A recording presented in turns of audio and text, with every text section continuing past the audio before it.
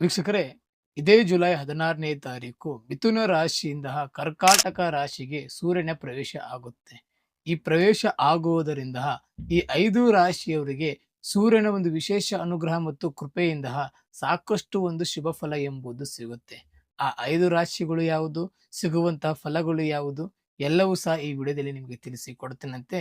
ಈ ವಿಡಿಯೋಗೆ ಒಂದು ಲೈಕ್ ಅನ್ನ ಮಾಡಿ ಮತ್ತು ಜೈ ಸೂರ್ಯದೇವ ಅಂತ ಕಮೆಂಟ್ ಅನ್ನ ಮಾಡಿ. ಮೇಷರಾಶಿಯವರಿಗೆ ಸರ್ಕಾರಿ ಉದ್ಯೋಗ ಸಿಗುತ್ತೆ, ಉದ್ಯೋಗದಲ್ಲಿ ಬಡ್ತಿ ಅಥವಾ ಹೊಸ ಹೊಸ ಅವಕಾಶಗಳು ಅವರ ಜೀವನದಲ್ಲಿ ಸಿಗುತ್ತೆ. ಕಟಕ ರಾಶಿ ಕುಟುಂಬದಲ್ಲಿ ಸಂತೋಷದ ವಾತಾವರಣ ಇರುತ್ತೆ. ವಾಹನ ಮತ್ತು ಆಸ್ತಿಯಲ್ಲಿ ಸಿಹಿ ಸುದ್ದಿ ಎಂಬುದು ಕೇಳ್ತೀರಾ.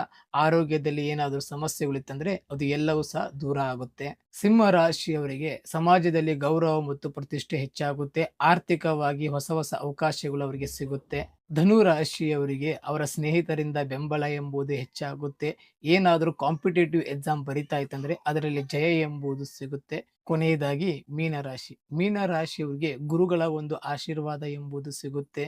ಆಧ್ಯಾತ್ಮಿಕವಾಗಿ ಹೆಚ್ಚು ಆಸಕ್ತಿಯನ್ನು ಹೊಂದ್ಕೊಂತೀರಾ. ನೀವೇನಾದರೂ ಕೆಲಸ ಕಾರ್ಯದಲ್ಲಿ ಸ್ವಲ್ಪ ಒತ್ತಡ ಅನುಭವಿಸ್ತಾ ಇತ್ತಂದ್ರೆ ಅದೆಲ್ಲವೂ ಸಹ ದೂರ ಆಗುತ್ತೆ. ಸೂರ್ಯನ ವಿಶೇಷ ಅನುಗ್ರಹದಿಂದ ಈ 5 ರಾಶಿಯವರಿಗೆ ಭಾರಿ ಪ್ರಮಾಣದ ಲಾಭಗಳು ಸಿಗುತ್ತೆ.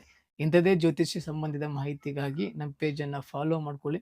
ಇನ್ನು ನಿಮ್ಮ ಜೀವನದಲ್ಲಿ ಏನಾದರೂ ಸಮಸ್ಯೆಗಳಿತ್ತಂದ್ರೆ ಈ ಕೆಳಕಂಡ ನಂಬರ್ಗೆ ಕರೆ ಮಾಡಿ.